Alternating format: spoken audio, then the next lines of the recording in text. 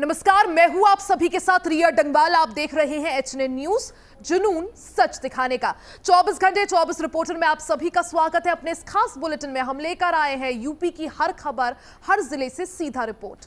जहां की खबर है एचएनएन के रिपोर्टर वहीं से सीधा आप तक खबर लेकर पहुंचे हैं। देखिए,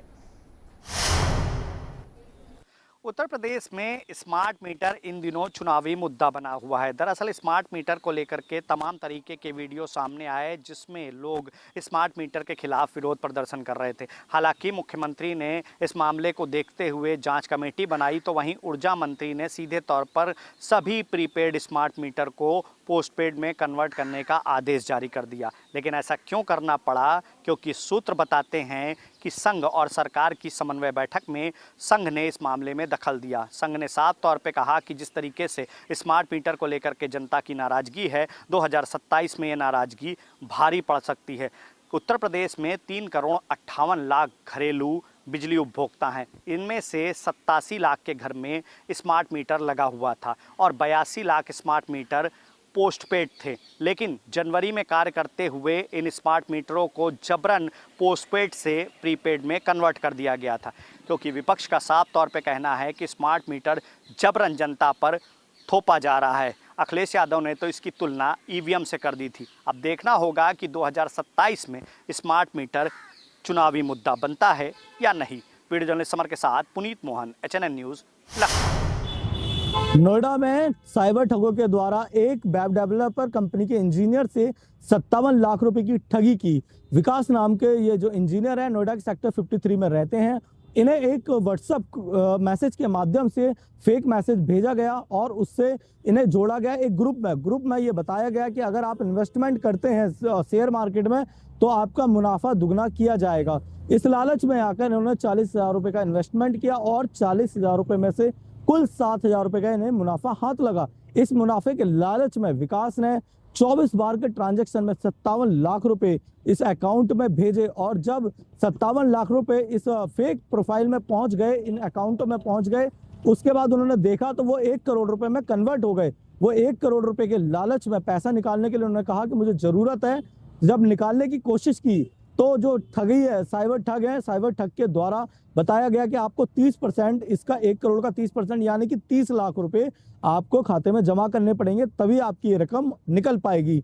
इस बात को लेकर जब ये विकास के द्वारा उनसे बात की गई तो उन्होंने इनको धमकाया और कहा कि आपके अकाउंटों को फ्रीज कर दिया जाएगा और ईडी से जांच बिठार दी जाएगी। इसको लेकर जो विकास है, विकास घबरा गया और विकास ने साइबर थाना पुलिस की सहायता ली और इस मामले पर साइबर थाना पुलिस ने कार्रवाई करते हुए मुकदमा दर्ज कर लिया है और आरोपी की तलाश जारी है। नोएडा से रमेश परियार, एचएनएन न्यूज़। कुशीनगर में एटीएस ने पुनः एक बार और दस्तक दिया और 20 वर्षीय कृष्ण मिश्रा को यहां से उठाकर अपने साथ लेके गए। पता ये चला कि इसके ऊपर ये आरोप है कि ये पाकिस्तान के उन गैंगस्टरों से इसका ताल्लुकात था जो भारत में जो है अवैध गतिविधियां फैलाने की साजिश करते हैं।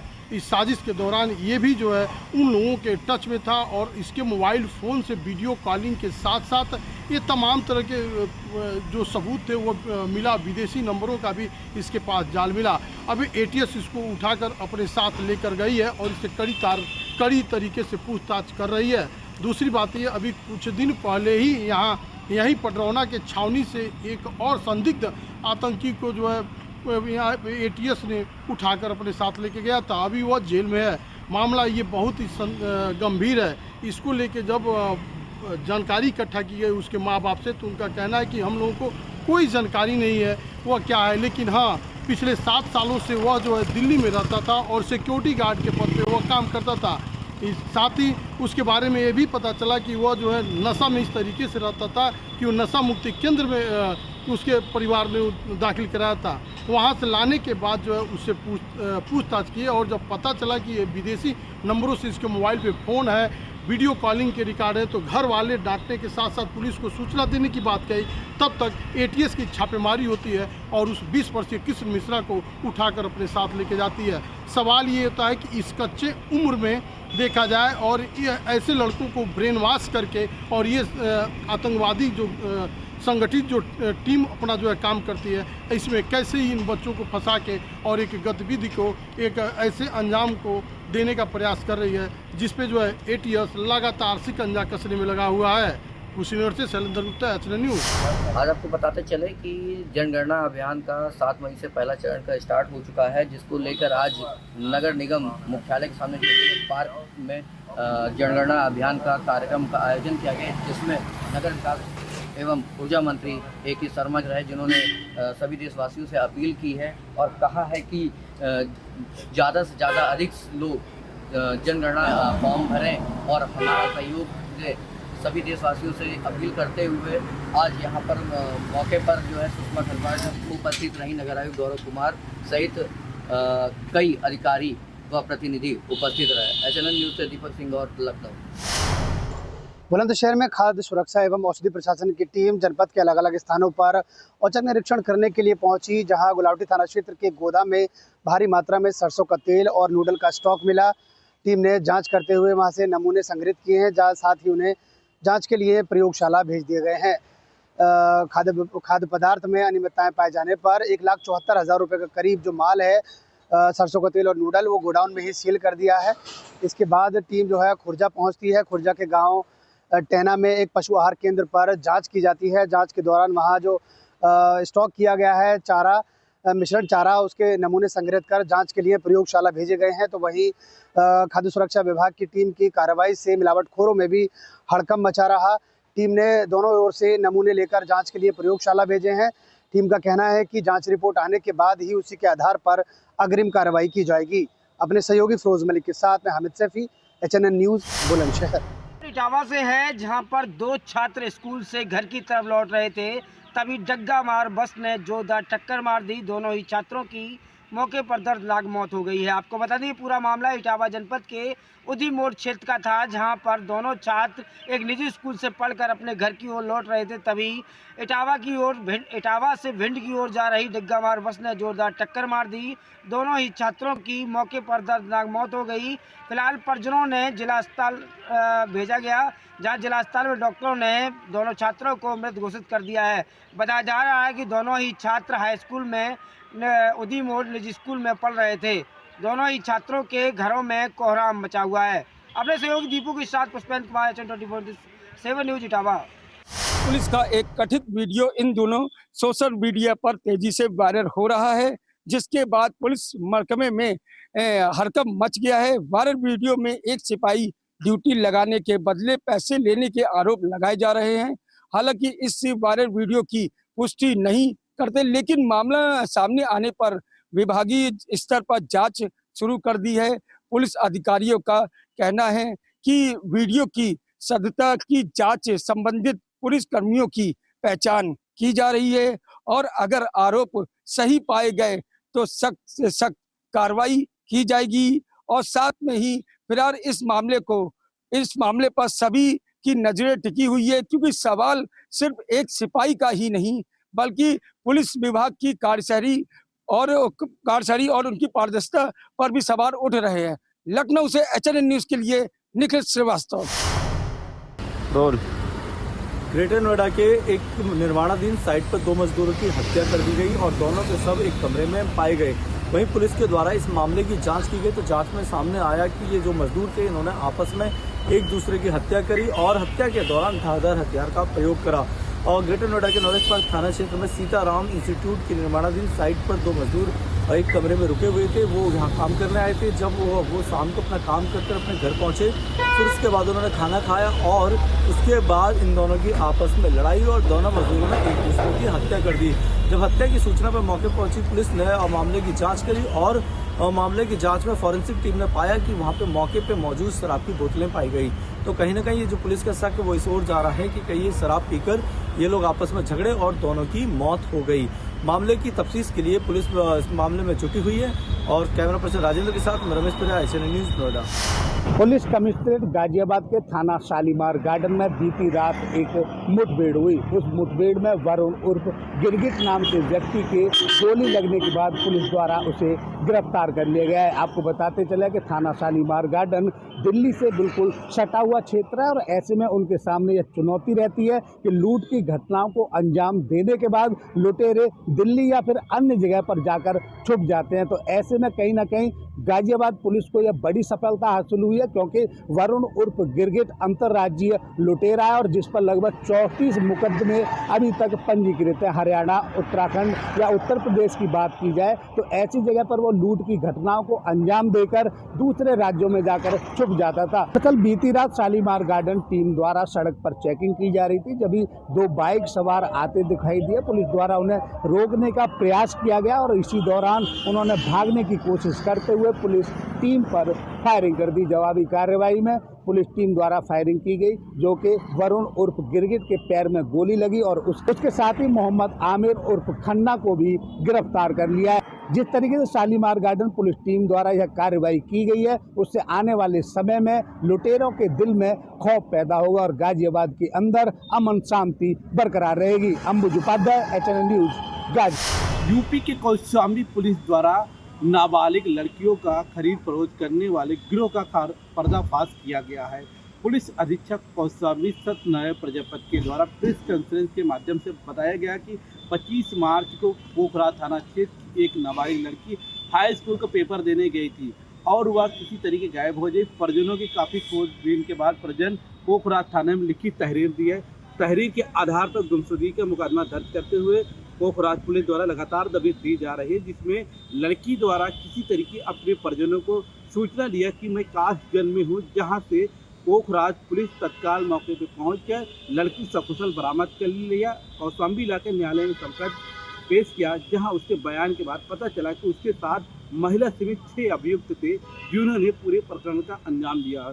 और लड़की के अनुसार बताया जा रहा है कि जो पुरुष अभियुक्त थे वो मेरे साथ यौन शोषण व प्रताड़ना जैसी घटनाएं का भी अंजाम दिया है। इसको लेकर के आज कौशाम्बी पुलिस द्वारा 2 महिला व 3 पुरुष को गिरफ्तार कर न्यायालय भेज दिया गया है और एक की तलाश जारी है। इतने न्यूज के धर्मेंद्र सोनकर, कौशाम्बी। सिकंदराबाद में गोलीकांड की घटना को अंजाम देने वाले बदमाशों से बीती रात बुलंदशहर पुलिस की मुठभेड़ हो गई। पुलिस की जवाबी फायरिंग में दोनों बदमाश पैर में गोली लगने से घायल हुए हैं। मामले में सीओ सिटी प्रखर पांडे ने बताया कि 2 दिन पहले सिकंदराबाद के कैप्टन होटल के बाहर 2 लोगों को गोली मारी गई थी। इस घटना में दोनों आरोपी फरार चल रहे थे। बीती रात पुलिस सिकंदराबाद के अंडरपास के निकट चेकिंग कर रही थी। उसी दौरान बाइक पर दोनों व्यक्ति आते दिखाई दिए। पुलिस ने जब उन्हें रोकना चाहा तो वह नहीं रुके और भाग निकले। इसी दौरान पुलिस की घेराबंदी देखकर बदमाशों ने पुलिस टीम पर फायरिंग कर दी, जिसकी जवाबी कार्रवाई में दोनों बदमाश पैर में गोली लगने से घायल हुए हैं।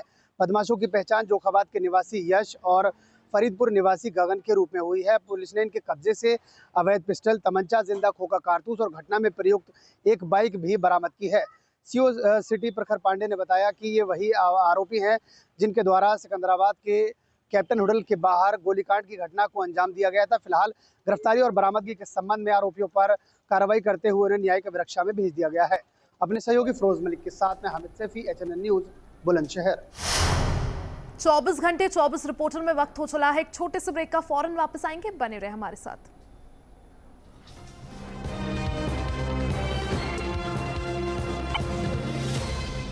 आइसक्रीम खाओगी? जंगल में आइसक्रीम मिलती है। समर कूल रेफ्रिजरेटर, आप अपनी ड्यूटी निभाओ, ये अपनी ड्यूटी निभाएगा। समर कूल, लाइफ बनाए वंडरफुल। गोल्डी छोले मसाले, जहाँ जाएं रिश्ते बनाए। गोल्डी लाए हैं फ्रेश लॉक टेक्नोलॉजी, जो रखे मसालों को हर समय फ्रेश। फर्श की टाइल्स को चेंज करो, बड़ी स्लिपरी हैं। थर्मोकूल वॉशिंग मशीन। थर्मोकूल, इंडिया का नया अंदाज। जॉइंट पेन के लिए डॉक्टर ऑर्थो ऑयल के अमेजिंग रिजल्ट सबको पता है, पर क्या आपको पता है कि पुराने और ज्यादा बिगड़े दर्द के लिए डॉक्टर ऑर्थो ऑयल के साथ साथ डॉक्टर ऑर्थो कैप्सूल्स को भी रेगुलर यूज करना चाहिए। ये कोई टेम्पररी पेन किलर नहीं, आयुर्वेदिक औषधि।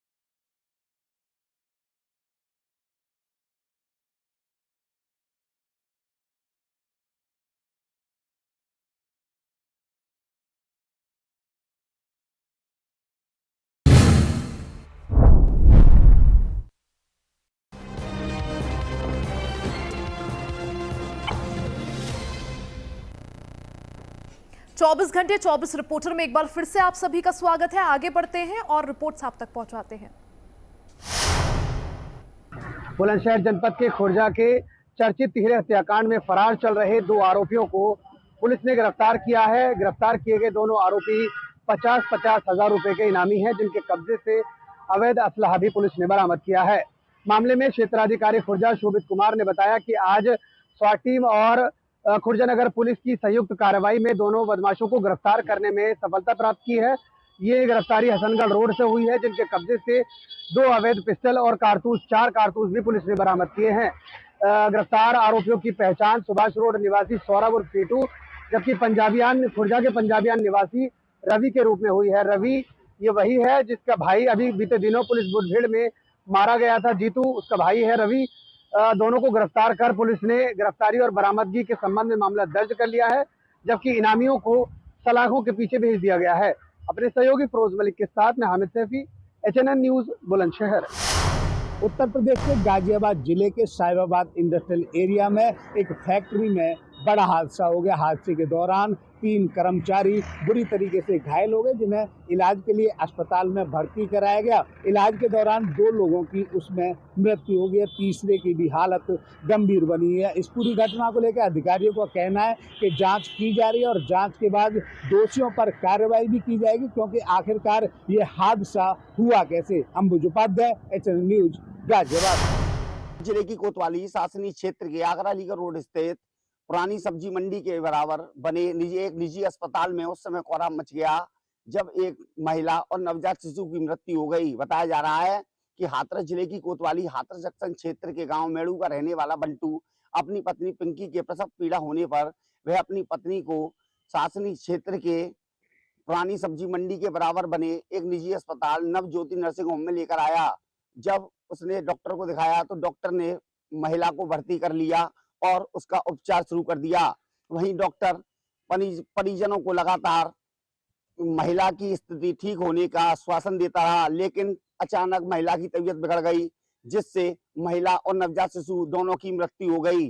वहीं महिला और नवजात शिशु की मृत्यु से डॉक्टर हड़बड़ा गया और डॉक्टर ने परिजनों से महिला को अलीगढ़ रेफर करने के लिए कहा, लेकिन परिजनों ने कहा कि जब महिला की स्थिति ठीक बताई जा रही थी तो अचानक ऐसा क्या हुआ, जांच पड़ताल शुरू कर दी। मैं आक्रोश वासनी, HNN न्यूज संवाददाता हाथरस। यूपी के कौशाम्बी में बड़ा हादसा। बता दें, पभोसा घाट के किनारे जमुना नदी में 6 दोस्त नहाने गए थे, जहां एक युवक की गहरे पानी में फंस गया और वहां पे दोस्तों ने अफरा तफरी का माहौल, वह चिल्लाने लगे। स्थानीय लोग मौके पे पहुंचे और स्थानीय पुलिस को सूचना दिया हुआ NDRF की टीम भी मौके पर पहुंच कर कई घंटे मशक्कत के बाद गहरे पानी से युवक को बाहर निकाला। वही स्थानीय अस्पताल में भर्ती कराया, जहां डॉक्टरों ने उसे मृतक घोषित कर दिया है। वहीं परिजनों का रो रो कर बुरा हाल हो गया है। बता दें, मृतक की पहचान गुराजू पभोसा की बताई जा रही है, जिसका नाम है रंजीत कुमार, और उसको स्थानीय पुलिस ने सबको कब्जे में लेकर पोस्टमार्टम के लिए भेज दिया है। इतने न्यूज के लिए धर्मेंद्र सोलकर, कौशाम्बी। मुजफ्फरनगर थाना शाहपुर पुलिस को ऑपरेशन सवेरा के तहत चलाए जा रहे अभियान में बड़ी कामयाबी मिली है। दरअसल आपको बता दें कि पुलिस द्वारा रात्रि में चेकिंग अभियान चलाया हुआ था, तभी उसी दौरान शोरम गेट के पास एक संदिग्ध व्यक्ति को पुलिस द्वारा रोकने का इशारा किया गया, लेकिन पुलिस को चकमा देकर व्यक्ति भागने की कोशिश करने लगा। पुलिस द्वारा घेराबंदी कर व्यक्ति को रोका गया और गहनता से चेकिंग की गई, जिसके बाद पुलिस ने पकड़े गए माधव से पुलिस द्वारा 2 किलो 640 ग्राम अफीम बरामद की गई है, जिसकी अंतरराष्ट्रीय बाजार में कीमत लगभग 25 लाख रुपए बताई जा रही है। जो राजस्थान के चित्तौड़गढ़ का रहने वाला व्यक्ति है, काफी लंबे समय से मादक पदार्थों की खरीद फरोख्त कर रहा था। इससे पहले भी जनपद शामली के थाना भवन से नशे के कारोबार में NDPS की धाराओं में जेल जा चुका है। बताया जा रहा है कि काफी लंबे समय से पुलिस इस व्यक्ति की तलाश में लगी हुई थी, जिसमें देर रात्रि पुलिस को बड़ी कामयाबी हाथ लगी है। आदेश सैनी, HNN न्यूज, मुजफ्फरनगर। कुशीनगर के जटहा थाना क्षेत्र के अंतर्गत लोगों में अफरा तफरी का माहौल हो गया। कारण ये था कि अचानक तेंदुआ जो है जटहा थाना क्षेत्र के डुमरा गांव में जो है घुस गया और लगभग 3 से 4 लोगों के ऊपर हमला कर दिया। हमला करने के बाद वह जो है फरार हो गया। इसकी सूचना जो है ग्रामीणों ने वन विभाग को और पुलिस को दिया। पुलिस और वन विभाग की टीम लेट से पहुंची, ऐसा लोगों का कहना है। साथ ही काफ़ी मशक्क़त के बाद जो है उस तेंदुए का रेस्क्यू कर उसको वन के लिए भेज दिया गया। बताया जा रहा है कि वाल्मीकि नगर रिजर्व टाइगर से वह भागकर उत्तर प्रदेश के कुशीनगर में जो है प्रवेश कर गया था और जटहा में जिस प्रकार वह अपना जो है आतंक फैला था उससे ग्रामीण दहशत में थे। पूरी रात जो है ग्रामीण डंडे और लालटेन के सहारे जो है गांव की पहरा देते रहे कि गांव में किसी भी प्रकार का कोई अनहोनी न हो सके। कुशीनगर से शैलेंद्र गुप्ता, एचएनएन न्यूज। जिले की कोतवाली सहबऊ क्षेत्र के सीएससी पर तैनात डॉक्टर द्वारा पुलिसकर्मी को धमकाते हुए उच्च अधिकारियों को बुलाने की बात कही जा रही है, जिसका वीडियो सोशल मीडिया पर तेजी से वायरल हो रहा है। बताया जा रहा है कि हाथरस जिले की कोतवाली सहबऊ क्षेत्र के सीएससी पर तैनात डॉक्टर द्वारा पुलिसकर्मी को धमकाते हुए उच्च अधिकारियों को बुलाने की बात कही जा रही है। जब पुलिसकर्मी ने ड्यूटी पर तैनात डॉक्टर से मुलजिम की डॉक्टरी करने के लिए कहा तो डॉक्टर ने मना करते हुए पुलिसकर्मी को धमकाते हुए कहा कि तुम बुला लो जिसको बुलाना है, चाहे डीएम को, चाहे किसी बड़े अधिकारी को या किसी मंत्री को। मैं किसी से नहीं डरता, कोई भी मेरा कुछ भी नहीं कर सकता। वहीं जिसका वीडियो सोशल मीडिया पर तेजी से वायरल हो रहा है। एक तरफ तो सरकार सरकारी अस्पतालों को तरह तरह की सुविधाएं दे रही है, वहीं दूसरी तरफ डॉक्टर सरकार की सुविधाओं पर पलीता लगा रहे हैं। यदि ऐसा ही चलता रहा तो एक दिन जनता संघर्ष के लिए उतर आएगी। मैं आपको विश्वास नहीं है। एचएनएन न्यूज संवाददाता हाथरस। ग्रेटर नोएडा के एक निर्माणाधीन साइट पर 2 मजदूरों की हत्या कर दी गई और दोनों के शव एक कमरे में पाए गए। वहीं पुलिस के द्वारा इस मामले की जांच की गई तो जांच में सामने आया कि ये जो मजदूर थे इन्होंने आपस में एक दूसरे की हत्या करी और हत्या के दौरान धारदार हथियार का प्रयोग करा। और ग्रेटर नोएडा के नॉलेज पार्क थाना क्षेत्र में सीताराम इंस्टीट्यूट की निर्माणाधीन साइट पर 2 मजदूर एक कमरे में रुके हुए थे। वो यहाँ काम करने आए थे। जब वो शाम को अपना काम करके अपने घर पहुँचे, फिर उसके बाद उन्होंने खाना खाया और उसके बाद इन दोनों की आपस में लड़ाई और दोनों मजदूरों ने एक दूसरे की हत्या कर दी। जब हत्या की सूचना पर मौके पहुंची पुलिस ने मामले की जांच करी और मामले की जांच में फॉरेंसिक टीम ने पाया कि वहां पे मौके पे मौजूद शराब की बोतलें पाई गई। तो कहीं ना कहीं ये जो पुलिस का शक है वो इस ओर जा रहा है कि कहीं ये शराब पीकर ये लोग आपस में झगड़े और दोनों की मौत हो गई।